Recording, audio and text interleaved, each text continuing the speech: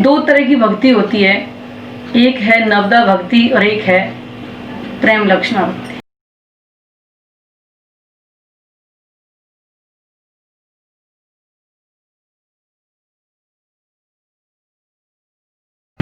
आप सबके चरणों में कोटि कोटि प्रणाम जी।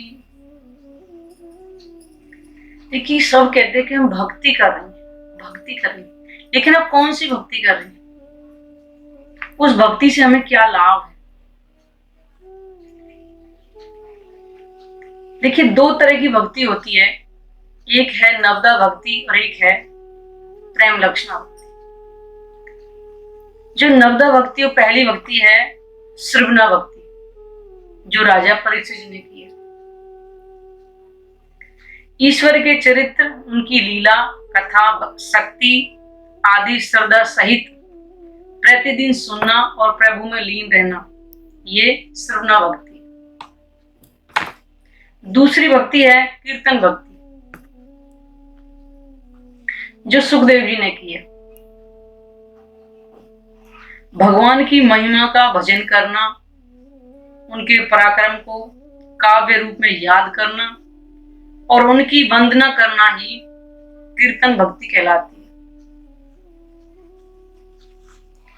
तीसरी भक्ति है सिमरन भक्ति, जो प्रहलाद ने की। शुद्ध मन से भगवान का प्रतिदिन स्मरण करना, उनकी कृपा के लिए उन्हें धन्यवाद करते रहना, मन ही मन में उनका जाप करते रहना सिमरन भक्ति कहलाती है, जो प्रहलाद जी ने की। चौथी भक्ति है पाद सेवन, जो लक्ष्मी जी ने की। स्वयं को ईश्वर के चरणों में समर्पित कर देना, जीवन की नैया और अच्छे बुरे कर्मों के साथ उनकी शरण में रहना ही पाद सेवन भक्ति। अर्चना भक्ति, जो पांचवी भक्ति है अर्चना भक्ति, जो राजा पृथु ने की है। मन, वचन और कर्म द्वारा पवित्र सामग्री से ईश्वर की पूजा करना ही अर्चना कहलाता है। छठी भक्ति है वंदना भक्ति, जो अक्रूर जी ने की है। प्रतिदिन विधि विधान पूजन के बाद उन्हें प्रणाम करना, इसमें भगवान के साथ माता पिता, आचार्य, गुरु व उनका सत्कार करना और उनकी सेवा करना, इसे वंदना भक्ति कहते हैं। सातवीं है दास्य भक्ति, जो हनुमान जी ने की है, राम भगवान की। ईश्वर को स्वामी मानकर और स्वयं को उनका दास समझकर परम श्रद्धा के साथ प्रतिदिन भगवान की सेवा करना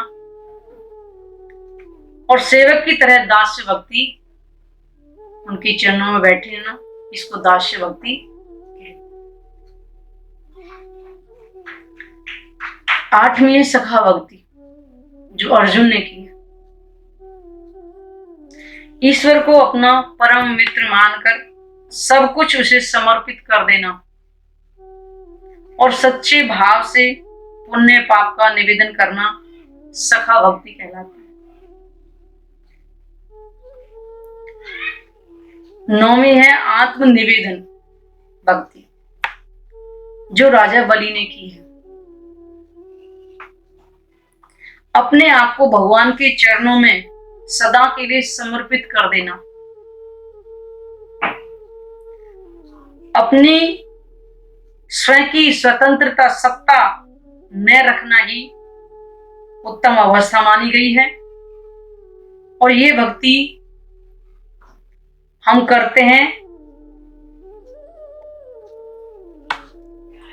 तो हमें केवल वैकुंठ की प्राप्ति होती है। ये जो 9 तरह की जो भक्ति हमने आपको बताई है,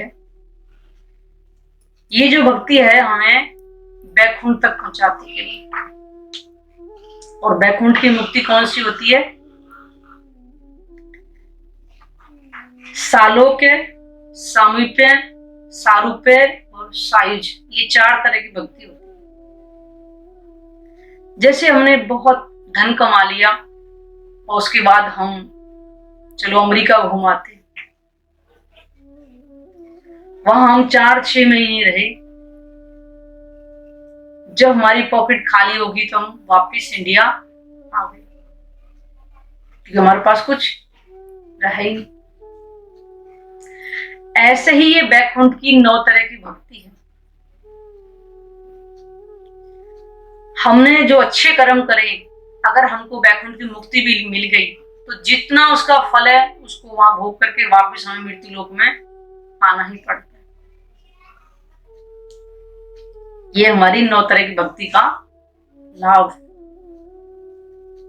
लेकिन एक जो प्रेम लक्षणा भक्ति है, जिसको अनन्य प्रेम लक्षणा भक्ति कहते हैं, आत्म भाव लेकर के हम उस भक्ति को करेंगे, चाहे वो पुरुष सुंदर साथ हो, चाहे वो महिला सुंदर साथ हो।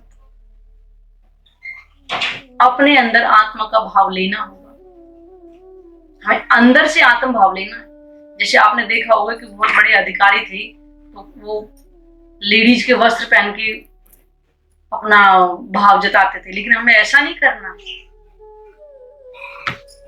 जेंट्स सुंदर साथ हैं, वो वही कपड़े पहनेंगे, लेडीज हैं वो अपने कपड़े पहनेंगे। बाहर का दिखावा नहीं करना है अनन्य प्रेम लक्षण भक्ति के। हमें अंदर से आत्म भाव लेना है कि मैं उस परमात्मा की आत्मा हूं, और उस अनन्य प्रेम लक्षण भक्ति के लिए हमें परमात्मा कुछ मांगना नहीं है। केवल ये परमात्मा, केवल तू मिल जाए बस, मुझे और कुछ नहीं चाहिए।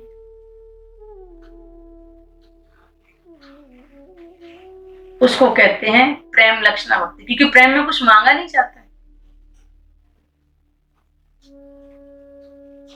परमात्मा से हमें मांगने की जरूरत नहीं है कुछ भी। जो प्रेम का स्वरूप है, आनंद का स्वरूप है, हमारे लिए कोई कमी नहीं हो सकती। इसलिए हमें कौन सी भक्ति करनी है? बैकुंठ की प्राप्ति की, यह अनन्य प्रेम लक्षणा भक्ति उस परमात्मा को पाने की, जिससे हमारे आवागमन से चक्र से हमें निकाल सके। क्योंकि बैकुंठ की अगर प्राप्ति करेंगे तो हमने कहा जितने अच्छे कर्म हमने करे उसका फल भोगेंगे, वापस मृत्यु लोक में आना पड़ेगा। लेकिन अनन्य प्रेम लक्षणा भक्ति करके उस परमात्मा के चरणों से अपना संबंध जोड़ के हम आवागमन से मुक्त हो सकते हैं।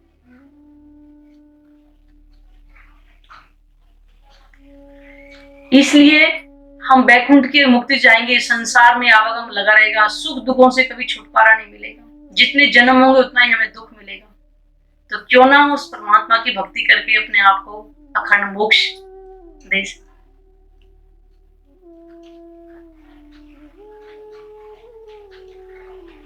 इसलिए हमें सिर्फ परमात्मा के चरणों में ही ध्यान लगाना चाहिए। इस ज्ञान से हमें परमात्मा की पहचान अब हो गई, देखो इस कलयुग में, तो क्यों ना हम अपने आप को आवागम से मुक्त करें। इसीलिए बार बार ग्रंथों में महिमा गाइए परमात्मा की। इस परमात्मा की भक्ति करने के बाद फिर हमें कोई भक्ति करने की जरूरत नहीं है, जो कुछ बचता ही नहीं है शेष। ना कि तप की, ना दान की, ना गंगा स्नान की, ना किसी और चीज की आवश्यकता है, अगर हम अनन्य प्रेम लक्षणा भक्ति करते हैं। इसलिए अब जब हमें, अब से पहले तो हमें पहचान नहीं थी कि हमें कौन सी भक्ति करनी है, लेकिन अब हमें अगर पता चल गया है कि हमें अनन्य प्रेम लक्षणा भक्ति के द्वारा इस परमात्मा की पहचान हो सकती है, हमारे जीवों के कर्म कर सकते हैं, आवागमन से मुक्ति मिल सकती है, तो क्यों ना उस भक्ति को अपनाएं। प्रणाम जी।